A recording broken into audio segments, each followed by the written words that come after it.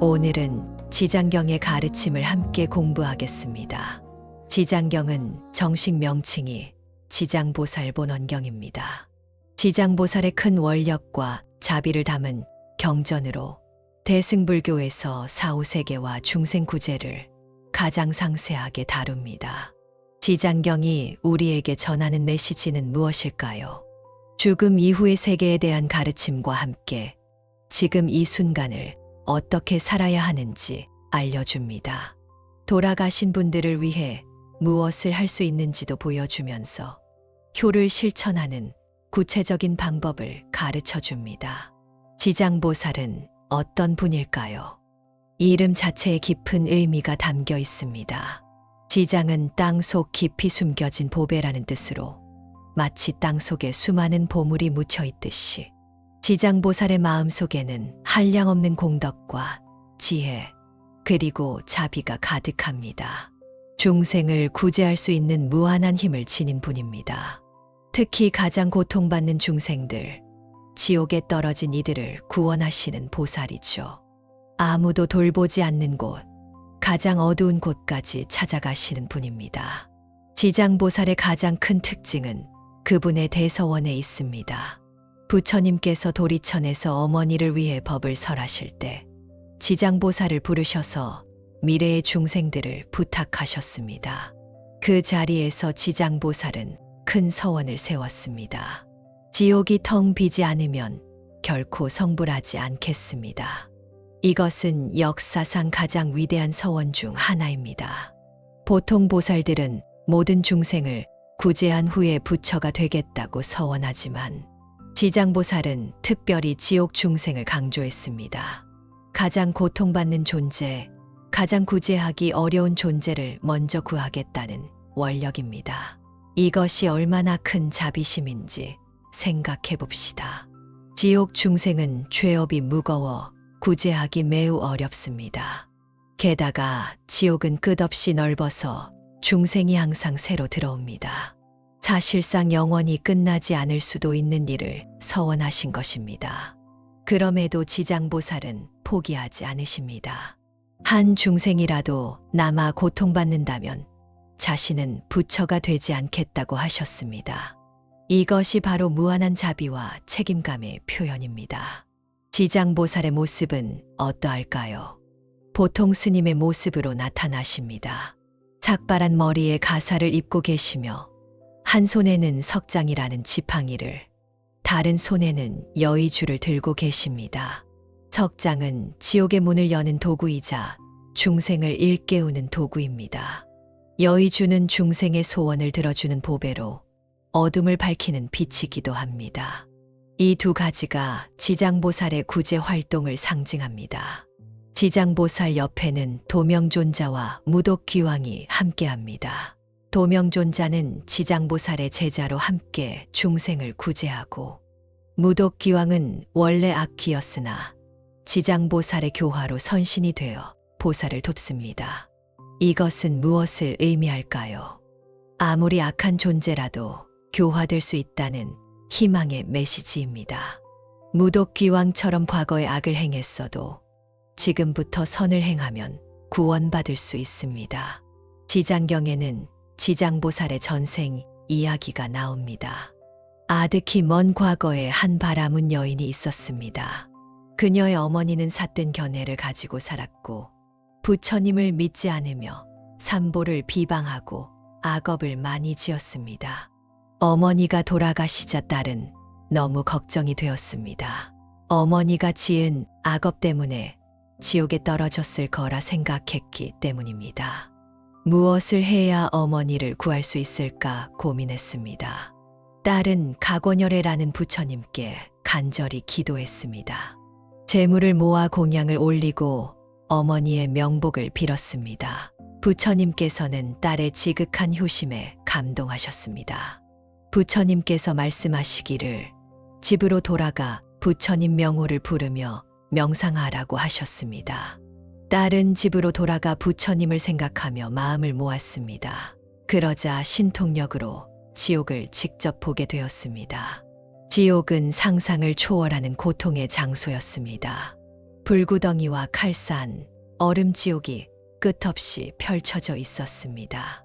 수많은 중생이 비명을 지르며 고통받고 있었습니다. 딸은 무독 귀왕을 만났습니다. 귀왕에게 자신의 어머니가 어디 있는지 물었습니다. 귀왕은 놀라며 어머니는 이미 천상에 태어났다고 알려주었습니다. 어머니가 천상에 갈 수 있었던 이유는 무엇일까요? 바로 딸의 효심과 공덕 때문이었습니다. 딸이 부처님께 공양하고 기도한 공덕으로 어머니의 죄업이 소멸되었고 지옥에서 벗어나 천상에 태어날 수 있었습니다. 그런데 딸은 어머니만 구원받은 것에 만족하지 않았습니다. 지옥의 끔찍한 광경을 보고 깊은 자비심이 일어났습니다. 모든 중생이 이런 고통을 받고 있다는 것이 너무나 안타까웠습니다. 그 자리에서 딸은 큰 서원을 세웠습니다. 아득한 미래까지 모든 지옥 중생을 구제하겠다고 맹세했습니다. 이 바라문 여인이 바로 지장보살의 전생입니다. 어머니를 구하려는 효심에서 시작하여 모든 중생을 구하는 대원으로 확장되었습니다. 개인적인 사랑이 보편적인 자비로 승화된 것입니다. 이것이 지장보살의 원력이 시작된 이야기입니다. 또 다른 전생 이야기도 있습니다. 먼 옛날 한 소녀가 있었는데 그녀의 어머니는 살생을 좋아했습니다. 물고기와 새, 짐승을 잡아먹는 것을 즐겼고 딸이 아무리 말려도 듣지 않았습니다. 어머니가 돌아가시자 딸은 또다시 걱정했습니다. 살생의 죄업이 무거워 틀림없이 악도에 떨어졌을 것이라 생각했습니다. 부처님께 간절히 기도하며 공덕을 쌓았습니다. 부처님께서 나타나 말씀하셨습니다. 어머니는 지금 지옥에서 고통받고 있지만 딸의 공덕으로 조만간 천상에 태어날 것이라고 하셨습니다. 딸은 감사하며 더욱 큰 서원을 세웠습니다. 생생셋의 모든 중생의 고통을 대신 받겠다고 맹세했고 모든 죄업 중생을 구제하기 전에는 성불하지 않겠다고 서원했습니다. 이 소녀 역시 지장보살의 전생입니다. 이 이야기들이 우리에게 주는 교훈은 무엇일까요? 첫째, 효심의 중요성입니다. 부모를 사랑하는 마음, 돌아가신 분을 걱정하는 마음이 보살의 원력으로 발전합니다. 둘째, 개인을 넘어 전체로 확장되는 자비입니다. 처음에는 자기 어머니만 구하려 했지만 모든 중생으로 범위가 넓어졌습니다. 진정한 자비는 차별이 없습니다. 셋째, 공덕의 힘입니다. 부처님께 공양하고 기도하며 선업을 쌓는 것이 죽은 이를 돕는 방법입니다. 살아있는 사람의 수행이 돌아가신 분께 실제로 도움이 됩니다. 지장경은 사후세계에 대해 상세히 설명합니다. 불교의 윤회 사상과 업보 사상을 바탕으로 죽음 이후의 모습을 보여주며 이것은 두려움을 주려는 것이 아니라 지혜롭게 살도록 돕기 위함입니다. 업보의 법칙을 먼저 이해해야 합니다. 업이란 행위를 의미합니다. 몸과 말, 마음으로 짓는 모든 행위가 업입니다. 선한 업을 지으면 좋은 결과가 오고 악한 업을 지으면 나쁜 결과가 옵니다. 이것은 단순한 도덕적 가르침이 아닙니다. 자연의 법칙처럼 작동하는 인과의 원리입니다. 씨앗을 뿌리면 열매가 맺듯이 행위에는 반드시 결과가 따릅니다. 죽음 이후에도 이 법칙은 계속됩니다. 이번 생에서 지은 업에 따라 다음 생이 결정됩니다. 선업을 많이 쌓으면 천상이나 인간으로 태어나고 악업을 많이 지으면 지옥이나 악귀, 축생으로 떨어집니다. 지장경은 지옥을 매우 구체적으로 묘사합니다. 이것이 왜 필요할까요? 악업의 결과가 얼마나 고통스러운지 보여줌으로써 악을 짓지 않도록 경고하기 위함입니다. 지옥은 여러 종류가 있습니다. 등활지옥과 흑승지옥, 그리고 중합지옥과 규환지옥, 또 다른 대규환지옥과 초열지옥, 대초열지옥과 무간지옥이 8대 지옥입니다. 그 아래 또 수많은 작은 지옥들이 있습니다. 무간지옥은 가장 고통스러운 곳입니다. 무간이란 쉼이 없다는 뜻으로 시간의 무간, 공간의 무간, 고통의 무간, 형벌의 무간, 중생의 무간이라는 5가지 쉼 없음이 있습니다. 시간의 무간은 천겁 동안 끊임없이 고통받는다는 것이고, 공간의 무간은 한 사람이 가득 차는 것 같지만 수많은 중생이 함께 들어간다는 것입니다. 고통의 무간은 온갖 형벌이 동시에 가해진다는 것이며, 형벌의 무간은 잠시도 쉬지 않고 계속된다는 것입니다. 중생의 무간은 누구든 중한 죄를 지으면 반드시 여기 온다는 것입니다. 어떤 죄를 지으면 무간지옥에 떨어질까요? 오역죄라는 것이 있습니다. 아버지를 죽이는 것, 어머니를 죽이는 것, 아라한을 죽이는 것, 부처님 몸에 피를 내는 것, 승가의 화합을 깨는 것입니다. 또한 삼보를 비방하거나 경전을 훼손하거나 스님을 해치는 것도 무거운 죄업입니다. 자기 이익을 위해 정법을 왜곡하거나 중생을 속이는 것도 큰 죄입니다. 하지만 이런 이야기를 들을 때 두려움만 느껴서는 안 됩니다. 지장경의 진정한 목적은 공포를 주는 것이 아니라 희망을 주는 것입니다.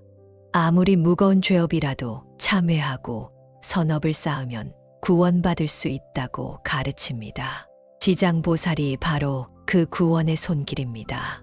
지옥에 떨어진 중생도 지장보살의 명호를 부르면 구제받을 수 있고, 살아있는 가족이 지장보살께 기도하고 공덕을 회향하면 돌아가신 분이 도움을 받습니다. 경전에는 구체적인 방법이 나옵니다. 지장보살의 명호를 부르십시오. 지장보살 하고 간절히 부르면 지장보살께서 들으시고 응답하십니다. 지장보살상에 공양하십시오. 꽃과 향, 등불을 올리며 공경하는 마음을 표현합니다. 형식보다 중요한 것은 진심입니다. 지장경을 독송하십시오.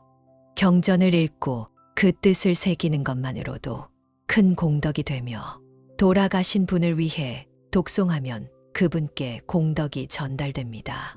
선업을 실천하십시오. 자비를 베풀고 생명을 존중하며 정직하게 살아가십시오. 이런 선업의 공덕을 돌아가신 분께 회향할 수 있습니다. 한 신도의 이야기가 있습니다. 그의 아버지는 생전에 고집이 세고 화를 잘 냈습니다. 불교를 믿지 않았고 때로 삼보를 비방하기도 했습니다. 아버지가 돌아가시자 아들은 걱정이 되었습니다. 아버지가 지은 악업 때문에 좋지 않은 곳에 가셨을까 두려워하며 절에 가서 스님께 여쭤보았습니다. 스님은 지장경의 가르침을 알려주셨습니다. 내가 아버지를 위해 할 수 있는 일이 많다고 하시며 49제 동안 지장보살께 기도하고 지장경을 독송하라고 하셨습니다. 아들은 매일 절에 와서 지장경을 읽었습니다. 처음에는 한자가 어려워 힘들었지만 계속 읽다 보니 익숙해졌고 경전의 의미가 마음에 와닿기 시작했습니다. 49일을 채우고 나자 아들은 꿈을 꾸었습니다. 아버지가 나타나 고맙다고 말씀하시며 이제 좋은 곳으로 간다고 하셨습니다. 아들의 효심과 공덕으로 업장이 소멸되었다는 것을 알 수 있었습니다. 이 이야기는 실제로 많은 사람이 경험합니다. 돌아가신 분을 위해 정성껏 기도하고 공덕을 쌓으면 어떤 방식으로든 응답이 옵니다. 꿈으로 나타나기도 하고 마음의 평화로 느껴지기도 합니다. 지금까지 우리는 지장보살이 누구시며 어떤 서원을 세우셨는지 살펴보았습니다.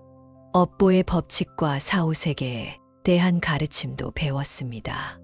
무엇보다 중요한 것은 살아있는 지금 어떻게 살아야 하는가입니다. 다시 한번 정리하면 지장보살은 지옥 중생을 구제하는 큰 서원을 세우신 분입니다. 어머니를 구하려는 효심에서 시작하여 모든 중생을 구하는 대원으로 확장되었고 지금도 끊임없이 중생을 제도하고 계십니다. 우리가 지은 업에 따라 내생이 결정되므로 선업을 쌓고 악업을 짓지 않도록 노력해야 합니다. 돌아가신 분들을 위해 기도하고 공덕을 회향하는 것이 효도이며 지장보살의 명호를 부르는 것이 가장 확실한 구원의 길입니다. 이제 지장보살께서 중생을 구제하시는 구체적인 방법을 살펴보겠습니다. 지장보살은 육도 윤회의 모든 세계를 두루 다니십니다.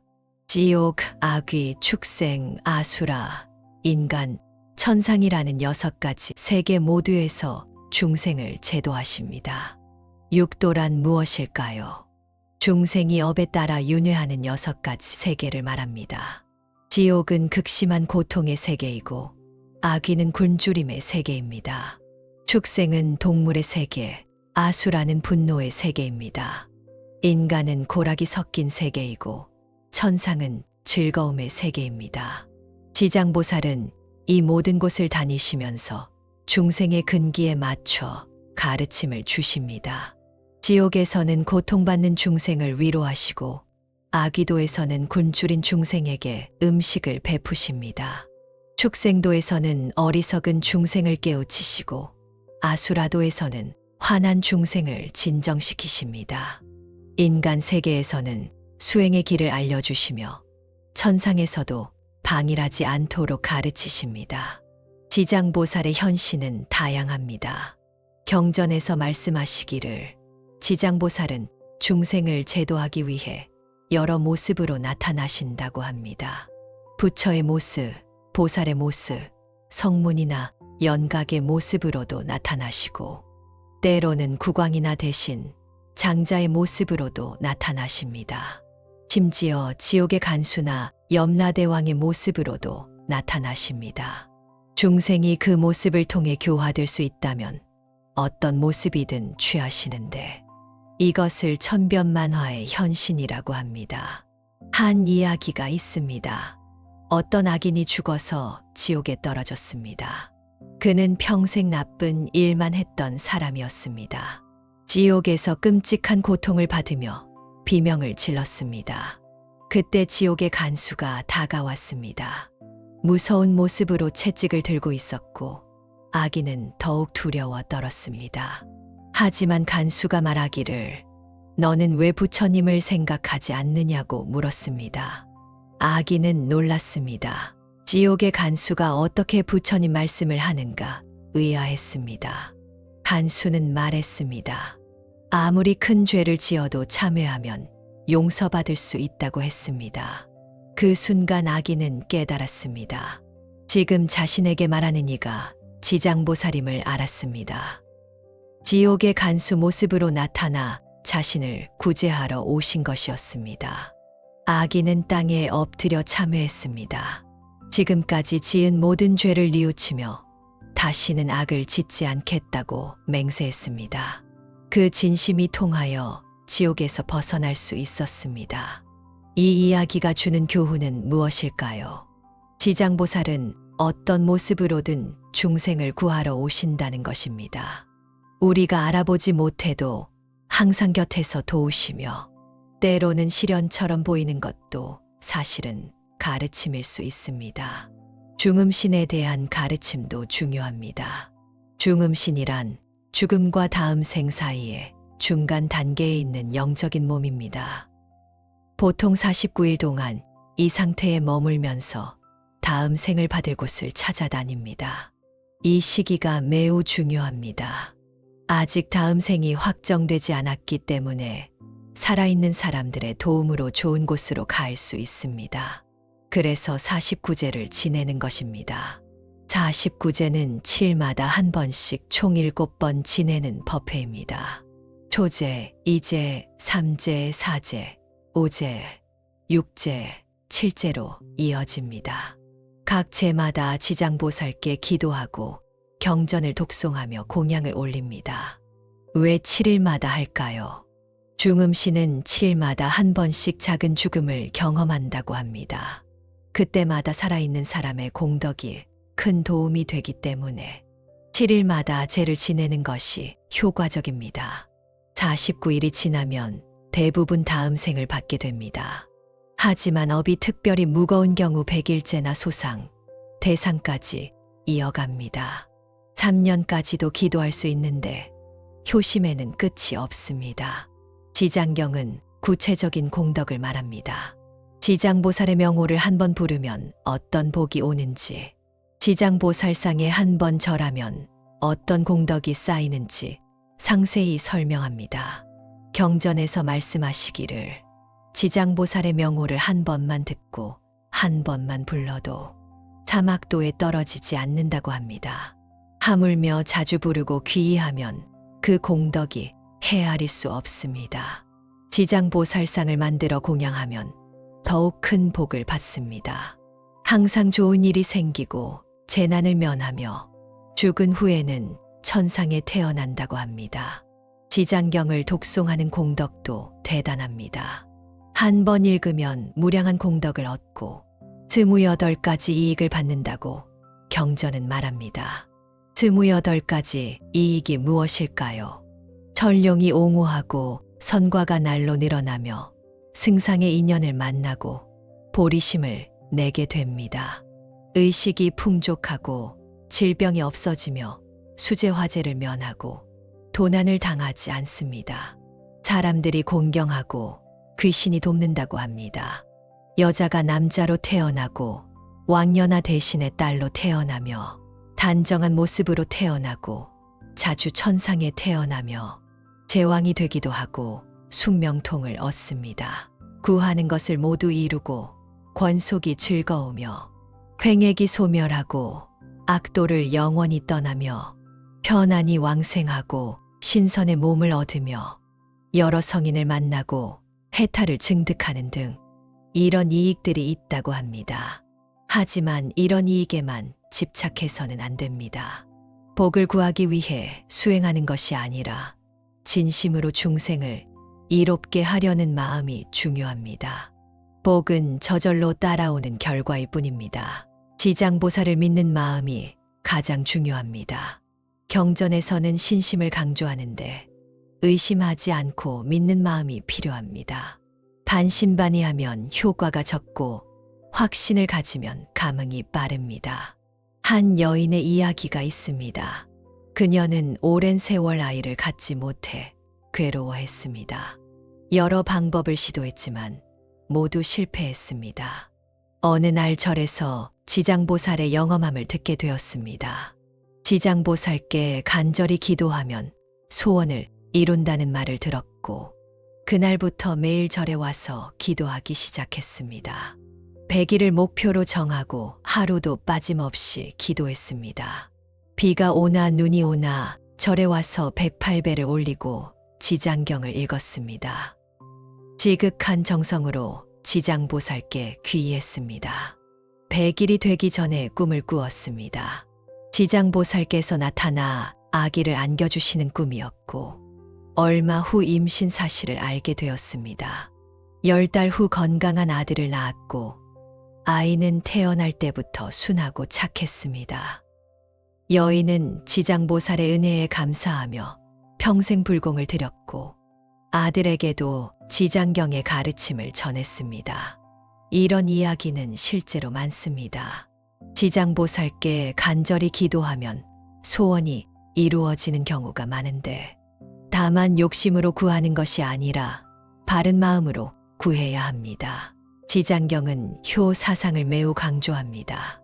돌아가신 부모를 위해 무엇을 할 수 있는지 구체적으로 가르치는데 이것이 지장경이 우리나라에서 특히 사랑받는 이유입니다. 부모님이 살아계실 때 효도하는 것은 당연합니다. 하지만 돌아가신 후에도 효도할 수 있다는 것이 불교의 가르침입니다. 명복을 빌고 극락왕생을 기원하는 것이 진정한 효입니다. 어떻게 효도할까요? 첫째, 49제를 정성껏 지내십시오. 7일마다 빠짐없이 제를 올리고 지장보살께 기도하며 경전을 독송하십시오. 둘째, 선업을 실천하고 공덕을 회향하십시오. 부모님 명의로 불상을 조성하거나 경전을 인쇄하거나 가난한 이를 도우십시오. 그 공덕을 부모님께 회향하면 큰 도움이 됩니다. 셋째, 지장보살의 명호를 많이 부르십시오. 부모님을 생각하며 지장보살 지장보살 하고 부르면 지장보살께서 부모님을 돌보아 주십니다. 넷째, 자신이 바르게 살아가십시오. 자식이 착하게 살면 부모가 기뻐하시기 때문에 효도의 근본은 자신을 잘 닦는 것입니다. 다섯째, 부모님의 가르침을 실천하십시오. 좋은 말씀을 기억하고 실천하는 것이 진정한 추모이며 부모님의 뜻을 이어가는 것이 최고의 효입니다.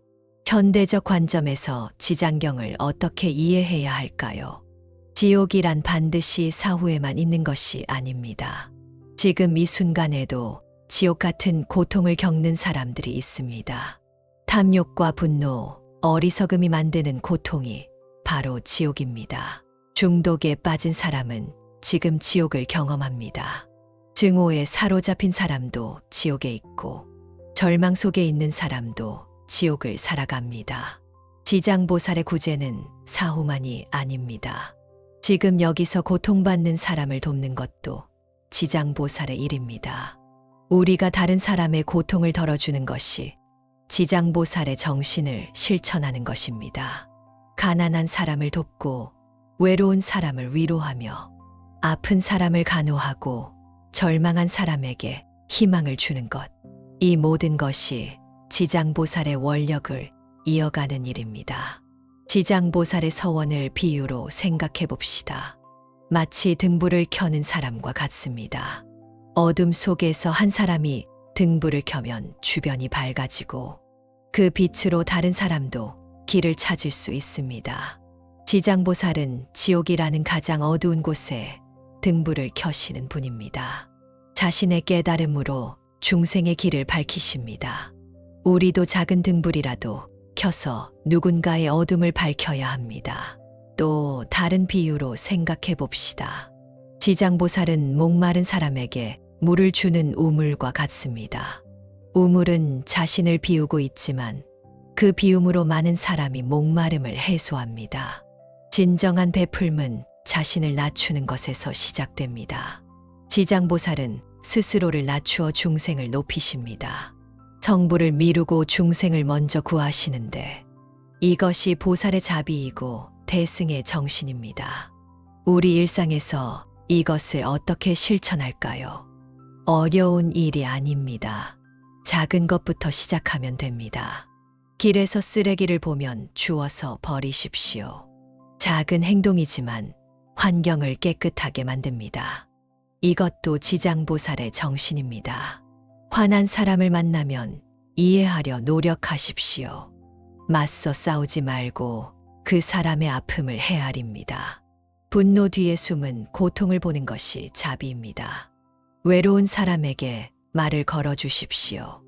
혼자 있는 노인을 보면 안부를 물어보고 따뜻한 말 한마디가 큰 위로가 됩니다. 실수한 사람을 용서하십시오. 누구나 실수할 수 있습니다. 용서는 그 사람에게 다시 시작할 기회를 주는 것입니다. 동물을 함부로 대하지 마십시오. 모든 생명은 소중합니다. 작은 벌레라도 함부로 죽이지 마십시오. 음식을 낭비하지 마십시오. 굶주리는 사람이 많은 세상에서 음식을 버리는 것은 죄업입니다. 필요한 만큼만 먹고 남기지 마십시오. 말을 함부로 하지 마십시오. 거짓말, 이간질, 욕설, 쓸데없는 말을 삼가고 진실하고 부드러우며 유익한 말만 하십시오. 마음을 탐욕으로 채우지 마십시오. 많이 가지려 하지 말고 필요한 것에 만족합니다.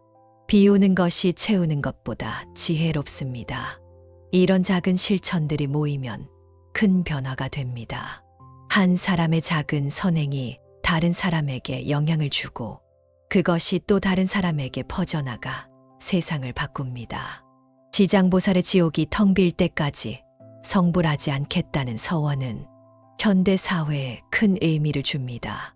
아무도 뒤에 남겨두지 않겠다는 연대의식으로 모든 사람이 행복해질 때까지 함께 가겠다는 책임감입니다. 환경 문제를 생각해 봅시다. 지구가 병들어가는 것을 보고만 있을 수 없습니다. 모든 생명이 함께 살아가는 이 땅을 지키는 것도 지장보살의 정신입니다. 사회적 약자를 생각해 봅시다. 소외된 사람, 차별받는 사람, 목소리를 내지 못하는 사람들이 있습니다. 이들의 고통을 외면하지 않는 것이 지장보살의 가르침입니다. 지장경의 핵심을 정리하겠습니다. 5가지 핵심 메시지가 있습니다. 첫째, 지장보살의 큰 서원입니다. 지옥 중생을 모두 구제하겠다는 무한한 자비심으로 우리도 이 정신을 배워 다른 사람의 고통에 무관심하지 말아야 합니다. 둘째, 업보의 법칙입니다. 자신이 지은 행위에 따라 결과가 온다는 인과의 원리로 선을 행하고 악을 멀리하는 것이 지혜로운 삶입니다. 셋째, 효의 실천입니다. 돌아가신 부모를 위해 기도하고 공덕을 쌓는 것으로 효심은 개인을 넘어 모든 중생으로 확장됩니다. 넷째, 구제의 가능성입니다. 아무리 무거운 죄업이라도 참회하고 지장보살께 귀의하면 구원받을 수 있으므로 절망하지 말고 희망을 가지십시오.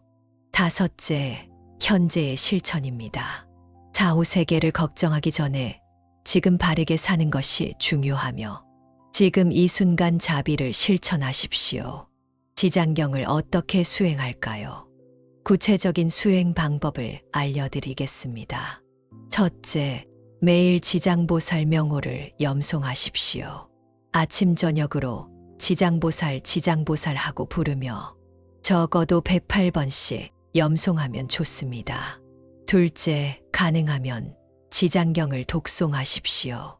전체가 어려우면 일부분이라도 매일 읽습니다. 의미를 생각하며 천천히 읽으십시오. 셋째, 돌아가신 분들을 위해 기도하십시오. 부모님, 조상님, 인연 있는 모든 영가를 위해 공덕을 회향합니다. 이것이 진정한 추모입니다. 넷째, 일상에서 자비를 실천하십시오. 작은 것부터 시작하여 생명을 존중하고 남을 배려합니다. 화내지 않고 이해하려 노력하십시오. 다섯째, 참회를 생활화하십시오. 매일 자신을 돌아보며 잘못을 뉘우치고 다시는 같은 실수를 하지 않겠다고 다짐하십시오. 지장보살은 지금도 우리와 함께 계십니다. 보이지 않아도 항상 곁에서 지켜보시고 간절히 부르면 반드시 응답하십니다. 고통스러울 때 지장보살을 부르십시오. 외로울 때 지장보살을 생각하십시오. 길을 잃었을 때 지장보살께 의지하십시오. 지장보살의 가르침은 희망입니다. 아무리 어두운 곳에 있어도 빛이 있고 아무리 깊은 고통 속에 있어도 구원의 손길이 있습니다. 우리 모두 지장보살의 원력을 본받읍시다. 나만 잘 되려 하지 말고 모두가 함께 행복해지기를 바라며 고통받는 이를 외면하지 말고 함께 아파하고 함께 도웁시다. 마지막으로 성찰 질문을 드립니다. 나는 오늘 누구의 고통을 덜어줄 수 있을까요? 나는 어떤 선업을 실천할 수 있을까요? 이것을 생각하며 하루를 살아가십시오. 나무지장보살 마하살, 나무지장보살 마하살, 나무지장보살 마하살. 이 영상이 도움이 된다면 구독과 좋아요 눌러주시면 감사하겠습니다. 여러분의 응원이 큰 힘이 됩니다.